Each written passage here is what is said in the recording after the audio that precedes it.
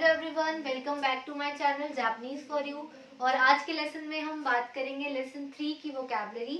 और लेसन 1 और 2 की वोकैबुलरी आपको लर्न होनी चाहिए, क्योंकि आप स्टेप बाय स्टेप आगे बढ़ोगे तो ज़्यादा बेटर होगा। वोकैब्स लर्न करके ही आप आगे सेंटेंस बना पाओगे इजीली।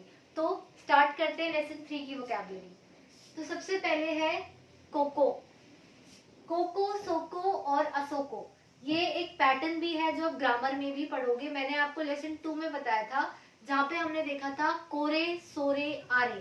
तो कोरे सोरे आरे जिसका मतलब क्या था, दिस, दैट या दैट ओवर देयर। जब कोई भी ऑब्जेक्ट आपके खुद के पास है, स्पीकर के पास अगर कोई भी ऑब्जेक्ट होता है, तब वहां पे हम यूज करते हैं कोरे। और अगर ऑब्जेक्ट लिसनर के पास है तो हम यूज करेंगे सोरे। और अगर ऑब्जेक्ट लिसनर और स्पीकर दोनों से बहुत दूर है तो हम यूज करते हैं आरे। सेम वही चीज यहाँ पे कोको, सोको, असोको के लिए भी यूज होगी। कोरे सोरे आरे हम थिंग्स के लिए यूज कर रहे थे, बट जो कोको, सोको, असोको है ये हम प्लेस के लिए यूज करें जब हम किसी प्लेस के बारे में बात करेंगे। फॉर एग्जाम्पल जैसे है कोको। कोको का मतलब होता है हेयर या फिर दिस प्लेस। जो स्पीकर है अगर वो किसी ऐसी जगह की बात करे जो उसके आसपास है, उसके नियर है, स्पीकर के पास वाली जगह अगर हम बात करें तो उसके लिए हम यूज करते हैं कोको। और नेक्स्ट है सोको। सोको means there, means that place. तो इसमें हम क्या करते हैं कि अगर जो जिस जगह के बारे में बात हो रही है वो लिसनर के पास है तो वो हो जाएगा सोको। और असोको, असोको means that place over there, यानी जो प्लेस लिसनर और स्पीकर से भी दूर हो। तो यहाँ पे कोको, सोको, असोको में कोरे सोरे आरे सेम चीज है, जैसे वहां पे हम थिंग्स की बात कर रहे हैं, बट यहाँ पे हम प्लेस की बात कर रहे हैं। इसके बारे में और ज्यादा डिटेल में हम ग्रामर में देखेंगे जब मैं आपको ग्रामर कराऊंगी। उसके बाद है कोचिरा, सोचिरा, आचिरा। यहाँ पे कोचिरा, सोचिरा और आचिरा, इन तीनों का मतलब भी सेम है, हेयर, देयर और that place over there, same meaning है। लेकिन फर्क इतना है कि जो कोचिरा, सोचिरा, आचिरा है वो इन तीनों की थोड़ी पोलाइट वे में हम इसको बोल सकते हैं। तो पोलाइट वे में अगर बोलना है तो हम इसको कोचिरा, सोचिरा और आचिरा भी बोल सकते हैं।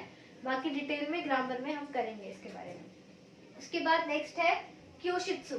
क्योशित्सु मतलब होता है क्लासरूम, क्लासरूम। शोकुदो, शोकुदो मीन्स कैंटीन, कैंटीन। जिमुशो, जिमुशो मीन्स ऑफिस, ऑफिस।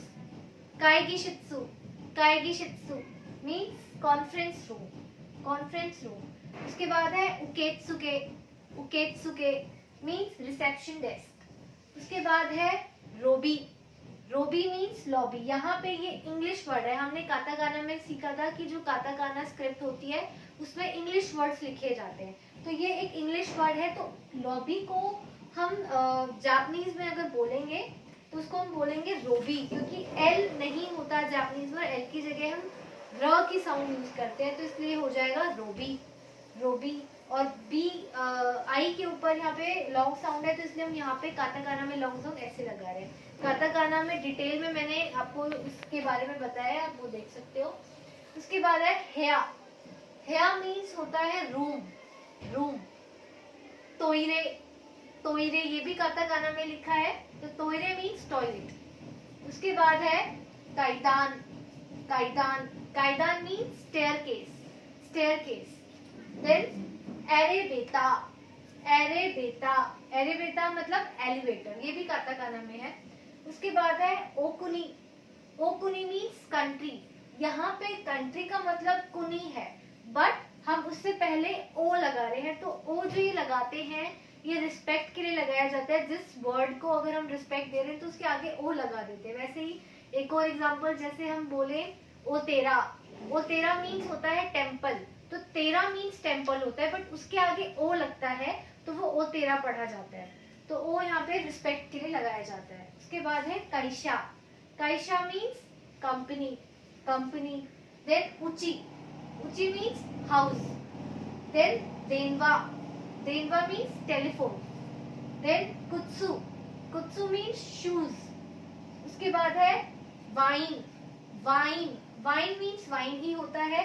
उसके बाद है तबाको, तबाको को हम सिगरेट या तंबाकू को हम टबाको कहते हैं। तो इसके आगे की और भी कुछ वोकैब्स है जो हम देखते हैं। उसके बाद नेक्स्ट है उरीबा। उरीबा मीन्स होता है डिपार्टमेंट, डिपार्टमेंट को हम कहेंगे उरीबा। उसके बाद है चिका, चिका मीन्स बेसमेंट, बेसमेंट। उसके बाद आता है काई और गाई। तो जैसे हमने काउंटिंग सीखी है, काउंटिंग हमने कैसे सीखी है, इची नी सान योन गो, इस तरीके से हमने काउंटिंग सीखी है। लेकिन जापानीज में क्या होता है कि हर चीज को काउंट करने का जो तरीका होता है वो अलग होता है। हम इंडियंस किसी भी चीज को काउंट करते हैं तो हर एक को हम सेम काउंटिंग ही यूज करते हैं, चाहे हम कोई ऑब्जेक्ट काउंट कर रहे हो, कोई पर्सन काउंट कर रहे हैं, कुछ भी काउंट कर रहे हैं, तो हम एक ही काउंटिंग यूज करते हैं जो हमारी 1 2 3 होती है। लेकिन जापान में उल्टा होता है, वहां पे हर एक चीज के लिए जो काउंटिंग होती है वो अलग तरीके से होती है। तो यहाँ पे सबसे पहला आया है काई।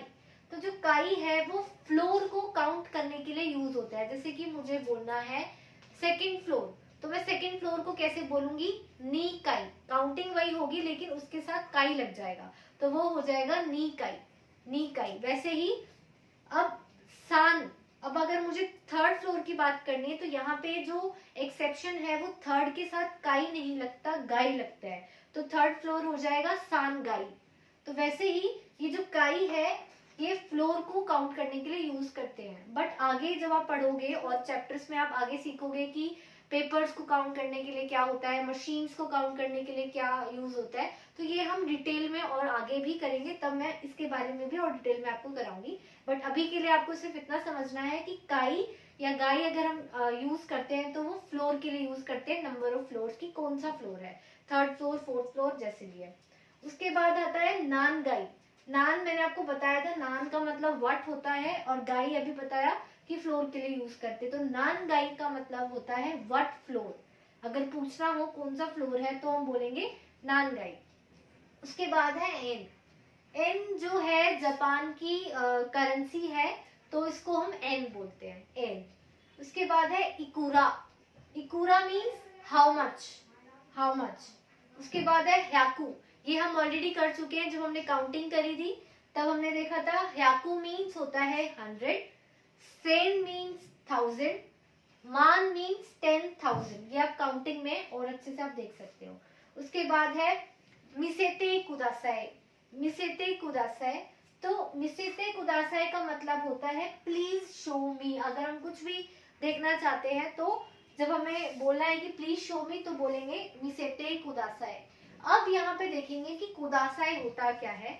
जो ये कुदासाई है, कुदासाई यहाँ पे प्लीज वाला सेंस देता है, मीन्स प्लीज। तो यहाँ पे जो कुदासाई हमने अभी बात की, तो यहाँ पे कुदासाई गिव मी वाला भी सेंस देता है। जैसे मैंने बोला कि गिव मी पेन, तो अगर मैं पेन में चाहती हूँ प्लीज गिव मी पेन, तो मैं क्या बोलूंगी, पेन ओ कुदासाई।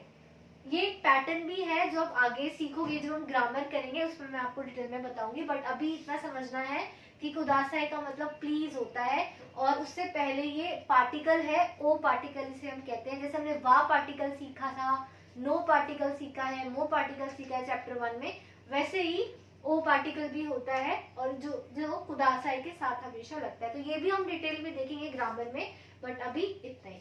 तो ये थी चैप्टर 3 की वोकैबुलरी, और अगली वीडियो में हम देखेंगे चैप्टर 3 की ग्रामर, जिसमें हम डिटेल में सारे पैटर्न्स देखेंगे और भी जो पार्टिकल्स हैं वो देखेंगे। So if you like my video then please like, share and comment. Thank you, sayonara.